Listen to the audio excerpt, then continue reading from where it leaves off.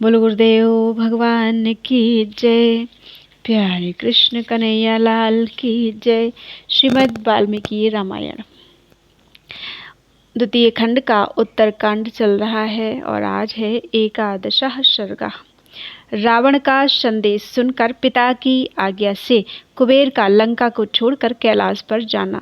लंका में रावण का राज्याभिषेक तथा राक्षसों का निवास। रावण आदि निशाचरों को वर प्राप्त हुआ है, यह जानकर सुमाली नामक राक्षस अपने अनुचरों सहित भय छोड़कर रसातल से निकला।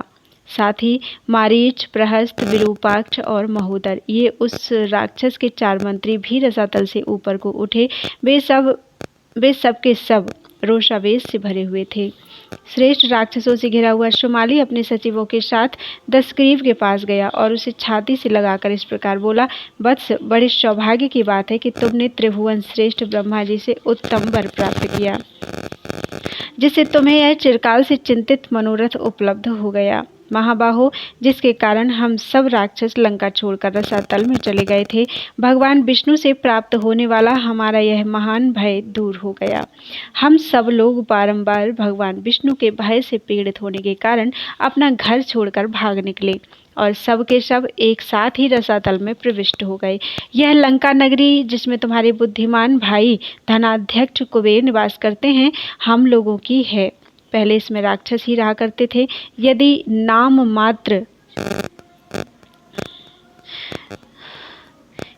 नामात्र शक्यं स्यात् साम्नादानेन वानघ तरसा वा महाबाहो प्रत्यानेतुं कृतं भवेत्।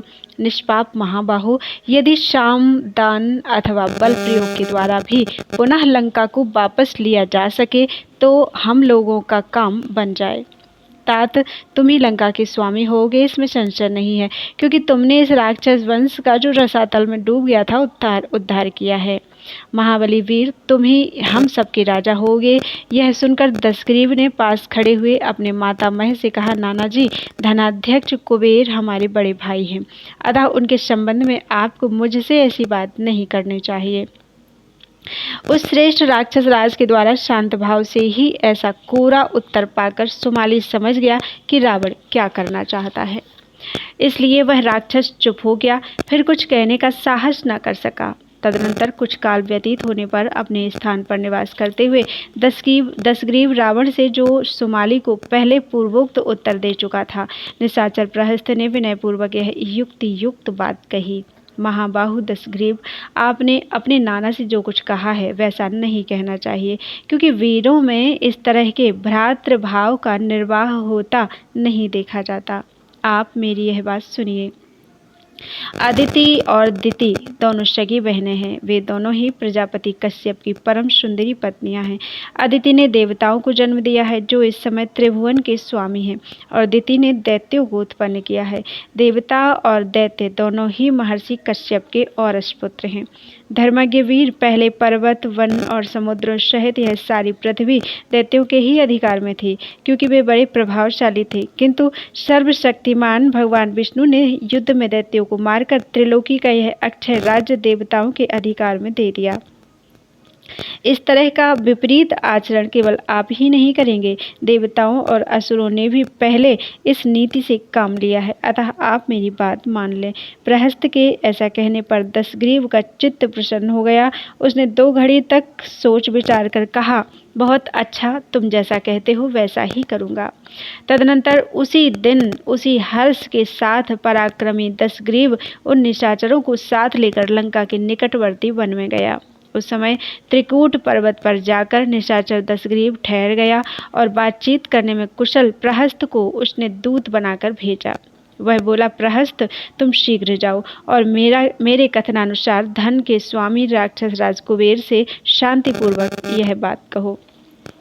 राजन, यह लंकापुरी महामना राक्षसों की है, जिसमें आप निवास कर रहे हैं। सौम्य निष्पाप यक्षराज, यह आपके लिए उचित नहीं है। अतुल पराक्रमी धनेश्वर, यदि आप हमें यह लंकापुरी लौटा दें तो इससे हमें बड़ी प्रसन्नता होगी और आपके द्वारा धर्म का पालन हुआ समझा जाएगा। तब प्रहस्त कुबेर के द्वारा सुरक्षित लंकापुरी में गया और उन वित्तपाल से बड़ी उदारतापूर्ण वाणी में बोला। उत्तम व्रत का पालन करने वाले संपूर्ण शस्त्रधारियों में श्रेष्ठ, सर्वशास्त्र विशारद, महाबाहु, महाप्रज्ञ धनेश्वर आपके भाई दशग्रीव ने मुझे आपके पास भेजा है। दशमुख रावण आपसे जो कुछ कहना चाहते हैं वह बता रहा हूँ, आप मेरी बात सुनिए। विशाल लोचन वैश्रवण, यह रमणीय लंकापुरी पहले भयानक पराक्रमी शुमाली आदि राक्षसों के अधिकार में रही है। उन्होंने बहुत समय तक इसका उपभोग किया है, अतः वे दशग्रीव इस समय यह सूचित कर रहे हैं कि यह लंका जिनकी वस्तु है उन्हें लौटा दी जाए। तात शांतिपूर्वक याचना करने वाले दशग्रीव को आप यह पुरी लौटा दें। प्रहस्त के मुख से यह बात सुनकर वाणी का मर्म समझने वालों में श्रेष्ठ भगवान वैश्रवण ने प्रहस्त को इस प्रकार उत्तर दिया। राक्षस, यह लंका पहले निशाचरों से सूनी थी। उस समय पिताजी ने मुझे इसमें रहने की आज्ञा दी और मैंने इसमें दान मान आदि गुणों द्वारा प्रजाजनों को बसाया। दूत, तुम जाकर दशग्रीव से कहो, महाबाहो, यह पुरी तथा यह निष्कंटक राज्य जो कुछ भी मेरे पास है वह सब तुम्हारा भी है, तुम इसका उपभोग करो। मेरा राज्य तथा सारा धन तुमसे बटा हुआ नहीं है। ऐसा कहकर धनाध्यक्ष कुबेर अपने पिता विश्रवा मुनि के पास चले गए। वहाँ पिता को प्रणाम करके उन्होंने रावण की जो इच्छा थी उसे इस प्रकार बताया। तात, आज दशग्रीव ने मेरे पास दूध भेजा और कहलाया है कि इस लंका नगरी में पहले राक्षस रहा करते थे, अतः इसे राक्षसों को लौटा दीजिए। सुब्रत, अब मुझे इस विषय में क्या करना चाहिए बताने की कृपा करें। उनके ऐसा कहने पर ब्रह्मर्षि मुनिवर विश्रवा हाथ जोड़कर खड़े हुए धनत कुबेर से बोले, बेटा मेरी बात सुनो। महाबाहु दशग्रीव ने मेरे निकट भी यह बात कही थी। इसके लिए मैंने उस दुर्बुद्धि को बहुत फटकारा, डांट बताई और बारंबार क्रोधपूर्वक कहा, अरे ऐसा करने से तेरा पतन हो जाएगा, किंतु उसका कुछ फल नहीं हुआ। बेटा, अब तुम ही मेरे धर्मानुकूल एवं कल्याणकारी वचन को ध्यान देकर सुनो। रावण की बुद्धि बहुत ही खोटी है। वह बर पाकर मदमत्त हो उठा है, विवेक खो बैठा है। मेरे शाप के कारण भी उसकी प्रकृति क्रूर हो गई है। इसलिए महाबाहु, अब तुम अनुचरों सहित लंका छोड़कर कैलाश पर्वत पर चले जाओ और अपने रहने के लिए वहीं दूसरा नगर बसाओ। वहाँ नदियों में श्रेष्ठ रमणीय मंदाकिनी नदी बहती है, जिसका जल सूर्य के समान प्रकाशित होने वाले सुवर्णमय कमलों, कुमुदों, उत्पलों और दूसरे दूसरे सुगंधित कुसुमों से आच्छादित है। उस पर्वत पर देवता, गंधर्व, अप्सरा, नाग और किन्नर आदि दिव्य प्राणी, जिन्हें स्वभाव से ही घूमना फिरना अधिक प्रिय है, सदा रहते हुए निरंतर आनंद का अनुभव करते हैं। धनद, इस राक्षस के साथ तुम्हारा बैर करना उचित नहीं है। तुम तो जानते ही हो इसने ब्रह्मा जी से कैसा उत्कृष्ट वर प्राप्त किया है। मुनि के ऐसा कहने पर कुबेर ने पिता का मान रखते हुए उनकी बात मान ली और स्त्री, पुत्र, मंत्री, वाहन तथा धन साथ लेकर वे लंका से कैलाश को चले गए। तदनंतर प्रहस्त प्रसन्न होकर मंत्री और भाइयों के साथ बैठे हुए महामना दशग्रीव के पास जाकर बोला, लंका नगरी खाली हो गई, कुबेर उसे छोड़कर चले गए। अब आप हम लोगों के साथ उसमें प्रवेश करके अपने धर्म का पालन कीजिए। प्रहस्त के ऐसा कहने पर महाबली दशग्रीव ने अपनी सेना, अनुचर तथा भाइयों सहित कुबेर द्वारा त्यागी हुई लंकापुरी में प्रवेश किया। उस नगरी में सुंदर विभाग पूर्वक बड़ी बड़ी सड़कें बनी थी। जैसे देवराज इंद्र स्वर्ग के सिंहासन पर आरूढ़ हुए थे, उसी प्रकार देवद्रोही रावण ने लंका में पदार्पण किया।